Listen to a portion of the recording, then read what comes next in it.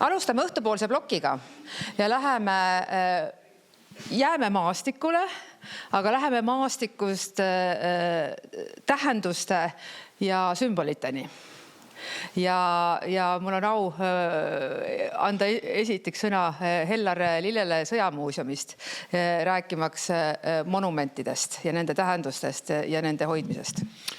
Ja, suur tänu, et lähme maastikule, aga läheme natukene ka maa alla, sest sõjamonumentidest selle ette nähtud aja jooksul pikalt väga tagasivaates ajalukku ei saa rääkida, et põhiliselt keskendun siis Nõukogude sõjamonumentidele ja sõjahaudadele, millega me oleme intensiivselt tegutsenud alates 2022.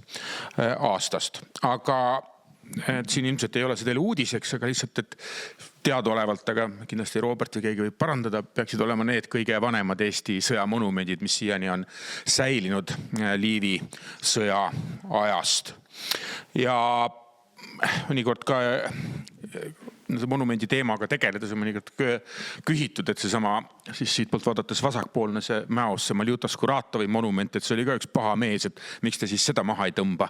Aga lihtsalt aega on piisavalt vahel, et see kedagi enam niimoodi ei ärrita. See parempoolne Barclayde tolli monument, selle Barclayde tollist on Rein Helme kirjutanud suurepärase monograafia ja seal eessõnas räägib Rein Helme, kuidas tema siis vanaonu Puuri sõja ajal väikse poisina põgenes kodust ära ja siis Kardavoi sai ta kätte seal Barclayde tolli monumendi juures, kus poiss püüdis siis endale sealt alt neid sõjariistu võtta, et puuridele appi minna. Et minu arust on see nii hea metafoor, et mida võiks küsida alati monumentide puhul, et milliseid relvi või mida me sellelt monumendilt tahame saada. Teine asi, mida monumentide puhul meeles pidada, kolleeg Toomas Hiia on hästi sõnastanud, et iga monument on rohkem oma püstitajate nägu kui see, kellele see monument on mõeldud või mille tähistamiseks on välja valitud. Monumentide tähendusest veel hästi annab rääkida ka Kuperjanovi hauamonumendi näitel Tartus, mis siis püsis üle ühe vabadussõja mälestusmärgina või vabadussõjaga seotud mälestusmärgina ka Nõukogude okupatsiooni ajal, ja kus siis see oli üks väheseid märke, mille ümber siis said eestimeelsed inimesed koguneda ja mõned visati ka ülikoolis selle pärast välja. Vabadussõja monumentidest ka pikalt mitte, et needki on selles mõttes omaette lugu, kuidas nad siis hävitati ja need on järgemööda taastatud. Vasakul pool üks armas monument Rannu siis kalmistult, mille teeb omapäraseks see, et 1976. aastal, mis on ka siiamaani alles ja seal vasakul pool pildi peal praegu näha ei ole, kus oli siis see nõndanimetatud Rannu ema, mille kolhoosi esimees või sovhoosi esimees Kalev Raave lasi püstitada sama koha peale ja nüüd selle taastas Rannu maanaiste selts, ka väga armas. Ja siis kõige viimati taastatud Viljandi või Sakalamaa monument. Selle puhul oli, kui seda hakati taastama selle koha peal, eks ole, hästi sümboolselt oli Nõukogude Eesti Kommunistliku Partei kohalik peahoone, kuhu see siis rajati ilmselt ka väga selge eesmärgiga, nii nagu siis muisse püha koha peale võib-olla kirik rajati. Kui seda monumenti taastati või hakati taastama, siis räägiti hästi palju sellest, et aga miks me taastame selle vana monumendi, et tegelikult võiks mõtestada vabadust nii, nagu ta on tänapäeval ja teha mingi abstraktse või moodsa monumendi. Aga tuligi öelda, et see ei olnud mingisugusele abstraktsele vabadusele pühendatud monument, vaid väga konkreetselt nende inimeste, kes võitlesid vabadussõjas, nende mälestuseks loodud monument nende inimeste poolt, kes neid inimesi veel väga hästi mäletasid, nagu enamik vabadussõja monumente. Mõnikord, kui ma räägin noorematele inimestele, kooliõpilastele, ja ütleme kas või ükspuha millises kontekstis, et paned näitad neid kahte pilti kõrvuti ja küsid, kus need asuvad. Siis vasakpoolsed muidugi teatakse, et see on ju see pronkssõdur seal Kaitseväe kalmistul. Siis ma küsin, et kus see parempoolne on. See öeldakse, et ei tea, ei tule meelde. Et neid monumente lahutab napp 100 meetrit, eks ole. Et jällegi, et kuidas me midagi näeme ja mitte. Aga nüüd 2022. aastasse seda Jaak Jõerütt on väga hästi sõnastanud, et miks me hakkasime sellega tegelema, et jah, sõda omal kombel äratas mälu. Ja ühed, kelle mälu ta esimesena äratas, olid kohalikud omavalitsused, kes hakkasid pöörduma Kaitseministeeriumi poole, et tahtes lahti saada siis Nõukogude sümboolikaga monumentidest. Enamasti nende monumentide all olid ka, või siis vähemalt väidetavalt olid inimeste säilmed. Et need olid, monumendid olid ühtlasi ka siis hauatähised. Tegelikult ka enne seda 2022. aastat me mõningad monumendid lisaks sellele kunagisele pronkssõdurile, eks ole, mis ümber paigutati ja ka ümber maeti inimesed, kes siin all olid maetud Tõnismäelt siis Kaitseväe kalmistule, siis tegelikult me vahepeal ilma suurema kärata patsime ümber veel mõningaid sõjahaudu ja eemaldasime monumendid, kus need jäid näiteks Taeblas näiteks ette kohaliku kooli laiendusele. Ja juba siis selgus, et tegelikult need monumendi ja siis selle haua tegelik asukoht ei pruukinud üldse kokku minna. 2022. aastal, kui see teema üles tõusis, neid pöördumisi tuli järjest rohkem, siis loodi Riigikantselei juurde töörühm, mille ülesandeks oligi siis kaardistada need monumendid ja otsustada, et kas siis tegemist on sellisega, mille võib maha võtta või on tegemist siis kunstiliselt väärtusliku monumendiga või on ta neutraalne ja ei ole siis okupatsioonivõimu sümbolitega. Toona selle komisjonilegi sai ka veel nalja, et seda millegipärast neid nimesid, kes sinna kuulusid, mina ka kuulusin sinna, ei avalikustatud, et just nagu mida karta. Tegelikult miks neid nimesid ei avalikustatud, oli see, et tegelikult need inimesed, kes olid seotud nagu kunsti ja kunstnike maailmaga, nemad ei tahtnud tegelikult, et nende nimed oleks näha, et nad on siis justkui nagu teisele poole üle läinud või et hakkavad nüüd monumente maha võtma. Aga 321 Nõukogude okupatsiooniaegset monumenti kaardistati. Tegelikult selgus meil hiljem töö käigus, et see oli selles mõttes hea algus, et me leidsime veel 45 monumenti ja neid tegelikult tuleb siiamaani üksikuid veel välja siin ja seal. 45 tunnistatis Riigikantselei komisjoni poolt neutraalseks, aga 12 neid on siiski eemaldatud, sest nad asusid ebasobivas kohas asuval sõjahaual, mis on siis ümber maetud. Ja 25 monumenti on veel siiamaani alles, mis on tegelikult tunnistatud ebasobivaks, aga nad asuvad siis kas sellise omavalitsuse maal, kes ei soovi neid eemaldada või siis päris eraomandis. Ja see on see seadus, mis mõni aasta tagasi oli ehitusseadustiku muutmine, mida president lõpuks välja ei kuulutanud ja mille fookus oli, kui arutelu selle ümber käis, et näitena, et minnakse inimese maja küljest midagi ära võtma, aga tegelikult see suurem probleem on minu arust nende monumentidega. Võib küsida, et miks kui sõjamuuseum sattus nendega tegelema, oli see, et sõjahaudade kaitseseadusest tulenevate ülesannete täitmine, see on Kaitseministeeriumi rida, siis seadust muudeti ja kogu see sõjahauandus delegeeriti siis sõjamuuseumisse. Ja monumentide puhul, kui siis oligi vaja, et riigi poolt, et kes seda siis nendega tegelema hakkab, ka nendega, mis ei ole sõjahaual, siis sattusime meie, kui avalikkus seda tegelikult aru ei saanud, et tegelikult see, kes neid teostas, oli Riigi Kaitseinvesteeringute Keskus, üks valitsemisalaga, et lihtsalt, et see, kes oli siis kõneisik ja avalikkuse jaoks teostaja, oli sõjamuuseum.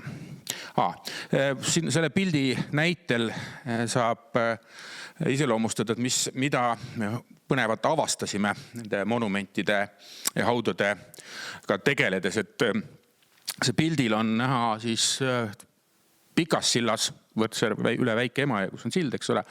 Pikas sillas asunud monument, punamonument, okupatsioonisümbolitega monument, aga need kaks plokki, see plokk oli tegelikult siis selle peal lappi, et seal oli tegelikult siis nagu näha on Vabadusristi kujutis ja see ilmselt oli siis alalt, mitte sealt kaugelt pärit Vabadussõja monument, millest siis taaskasutus oli ka Nõukogude ajal tehti siis monument. Päris selliseid rohkem ei olnud, küll aga näiteks Amblas Järvamaal tuli välja sõjahauast, et sinna oli visatud siis kohaliku Vabadussõja monumendi tükid kunagi sisse. Meie jaoks, me ei rääkinud tegelikult mitte niivõrd monumentidest, vaid alati sõjahaudadest ja nende ümbermatmistest. Me tegime 2022–2025, tegelikult mõned on veel jäänud, aga suuremas osas on see töö tehtud, väljakaevamisi siis 118 sõjahaual, mis olid siis ebasobivas kohas. Statistikat, et tühjaks osutus 18 hauda. Et ametlikult oli sinna inimesed maetud, tegelikult sinna ei olnud kedagi maetud, et olid nagu libahauad. Samamoodi, et need arvud, mis olid siis ametlikel Nõukogude sõjakomissariaatide andmetel nende monumentide alla maetud, väga harva, kui nad läksid täppi, et enamasti oli nii, et need maetud oli oluliselt vähem, kui sinna et oli kirjas kas siis monumendil või andmete järgi. Mõnel üksikul juhul oli ka rohkem. Näitena Viljandi lähedal Viiratsis, kus ametlikult oli monumendi peal 6 nime. Need nimed olid ka seal kuskil 50 kilomeetri kaugusel siis langenud. Tegelikult sealt tuli välja siis üle 200 siis Punaarmee sõduri säilmed. Mis siis selgus, et Viljandis oli siis vangilaagri Laatsaret oli siis Viiratsis ja siis kes seal Laatsaretis surid need sinna ja see oli tõesti päris koledalt maetud, niimoodi järjest nagu virnastati. Mis tuleb välja, et tõenäoliselt siis need sõjavangi langenud, et see ei olnud Nõukogude sõdurile sobilik asi, et neid ei saanud siis selle moel austada, aga mingi monument sinna ikkagi pandi. Võib-olla veel üks näide, et ma olen ise Viljandist pärit, sealt saab kõik need väited leida, et Viljandis Uue-Veskil oli siis justkui ka suure Isamaasõja haud, sealt 90 aastate alguses juba siis PPŠ-ga päris kole kuju oli, kuigi tegelikult August Vommi tehtud, aga ütleme, et ei olnud mingi erinev šedööver, oli juba eemaldatud, aga et ametlikult oli siis seal ka, et suures Isamaasõjas langenud maetud. Sest tegelikult keda seal ei olnud seal ühtegi suures Isamaasõjas või teises maailmasõjas langenud, olid hoopis siis 41. aastal sinna ümber maetud Vabadussõja ajal siis maha lastud punased ühel või teisel põhjusel ja pärast sinna olid siis juurde maetud, see oli 4 siis miilitsad, kes metsavendade käe läbi otsa leidsid. Selliseid lugusid, ilmselt kui siin oleks ka Arnold Unt, võiks hästi pikalt rääkida, et need on tõesti erinevaid. Võib-olla see veel, et ka see langenute ja oma sõdurite kohtlemine, et harva, kui oli kirst, inimese säilmed, nii-öelda komplektsed, et olid enamasti ju sekundaarsed hauad, kuhu siis lahingupaigast ja mõnel puhul isegi surnuaiast olid inimesed ümber maetud. Mõnikord oli lihtsalt kokku klopsitud kast, kuhu oli siis üsna suvaliselt sisse visatud inimese erinevaid kehaosi ja tõenäoliselt nad võisid kuuluda väga mitmetel, et võib-olla jah, siis nende sääreluude järgi sai aru, kui palju mitme inimese säilmed seal tegelikult võis olla. Jah, et kokku see 4865, see on niimoodi loetud, see tegelikult võib olla, tõenäoliselt on see tegelikult suurem, aga see on nagu, mida nagu kindlalt võib öelda, et nagu öeldud, et see ei olnud nagu selline täpselt fikseeritav arv.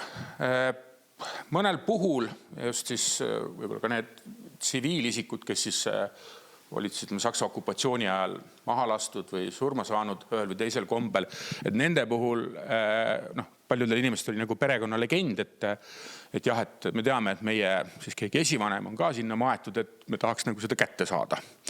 Aga see on täpselt see, et kui need inimesed on sinna kokku visatud, et siis kuidas sa need leiad, et seda isikut, ma ei tea, kas me mõnel väga harval juhul oli võimalik tuvastada ja need olid ka pigem siis sõjaväelased, et 41. aastal veel oli see isikutuvastuskapsel olemas, 44. aastal seda enam ei olnud, et polnud nagu võimalik tuvastada. Mõnel puhul oli, kus olid medalid küljes või mingisugune ka säilinud siis mingisugune dokument, aga hästi harva. Aga jah, et siis inimesed ütlevad, et kuulge, et aga moodne maailm, et teeme DNA-testi. Aga kellega siis, et kui seal on 80 inimese säilmid, et me võtame 80 inimeselt proovi ja siis teie proovi ja siis me võtsime igaks juhuks, et aru saadaks ka siis hinnapakkumise sellele, et pärast seda keegi enam ei tahtnud. Me koondasime kogu selle teadmise, mis me selle töö käigus saime kokku ühte andmebaasi ja panime sinna siis nii sõjamonumendid kui ka sõjahauad, tegelikult 1941 kuni 1991, kus on siis seda näidata. Ma arvan, et siit see, kas...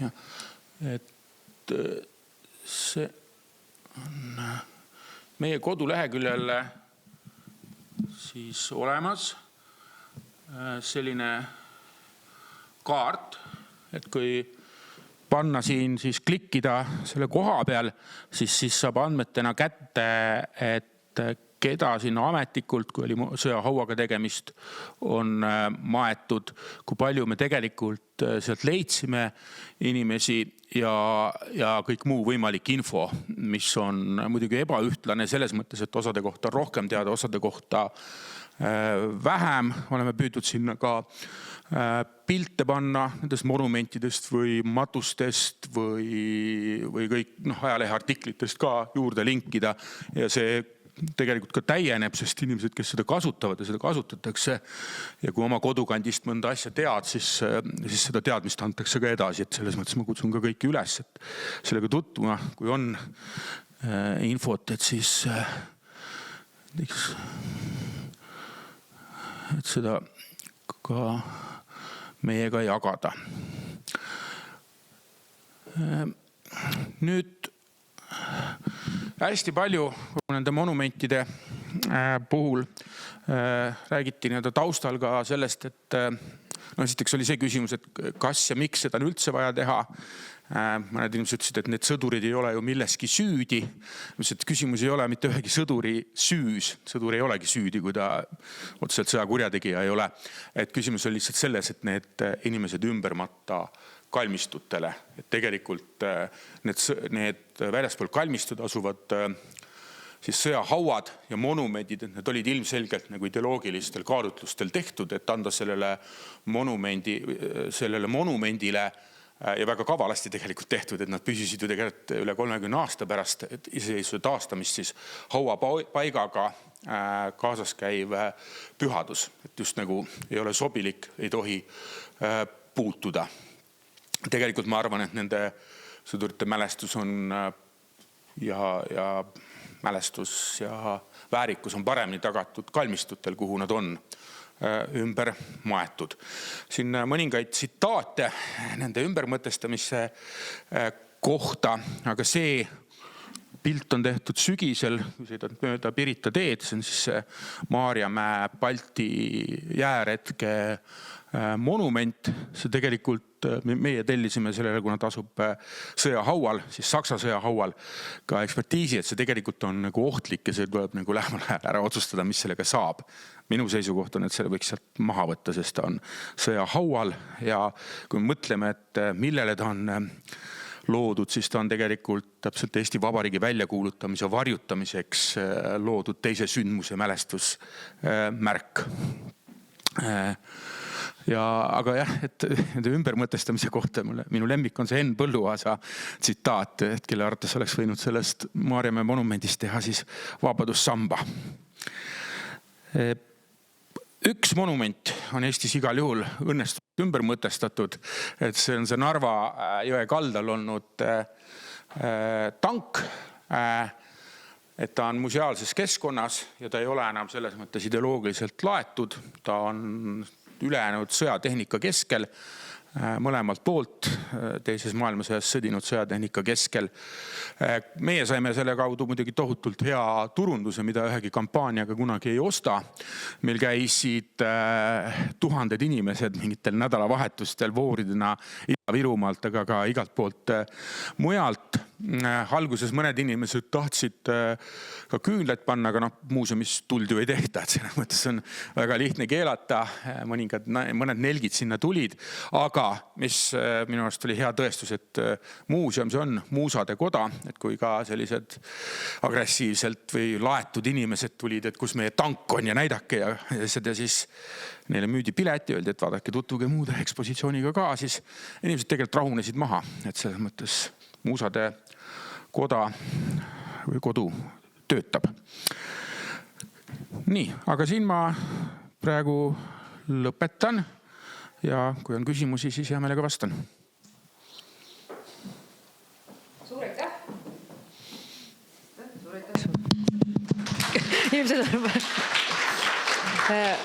See oli teema, mis nagu küttis väga palju kirgi ja algus oli suhteliselt gerilja algus, selle kohta võttis kõik oma sõistisõda. Aga kas on küsimusi, kommentaare, märkusi hilisemalt? Jah, palun. Võiks. Et selles samas sinu vanalt Viljandimaalt, Põltsamaa kihelkonnast üks Riivili ühisaud oli, mis oli otseselt sõjaväelaste aud. See on see põhiliselt 41, põhjusel või teisel maha lastud, aga seal on hilisemaid matmisi.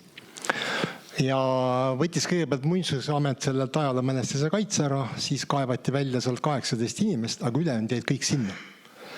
Nii et nüüd on seal tegelikult maetud inimesed, kellel ei ole mitte ühtegi tähist. Mis nüüd nendest saaks edasi? Okei, mul ei olnud seda infot, et... Võin sulle pärast sulle ka detailselt, seal on umbes, enam-vähem täpselt 50 inimest maetud, pluss miinus 2. Nii et. Kui need on seal inimesed ja siis ta on jätkuvalt tegelikult sõjahaud ja siis me peame sellega tegelema. Ja osad on isegi, need hilisemad ümbermatmised nõukaegu tehti kirstudes, eks ju. Et neid vähemalt hunt praegu kätte ei saanud, nii et sealt. Et sellest võiks võib-olla siis eraldi rääkida. Jah, kindlasti. Et see on nagu siukene kohaliku hulgas põhjustas paksu verd, sest need ei olnud ükski olnud sõjaväelane. Need olid kõik kohalikud inimesed. Aga põhjused loomulikult väga erinevad. Et ka võib-olla selliseid asju tuleb ette. Veel küsimusi, kommentaare hetkel ei ole, aga suur aitäh, sellepärast, et väga oluline teema ja väga tõsiselt ja süsteemselt lahendatud, et sellest on hea meel, et seaduseruum sai ka kohased muudatused ja sellest lähtuvalt tegutsetud, nii et bravo.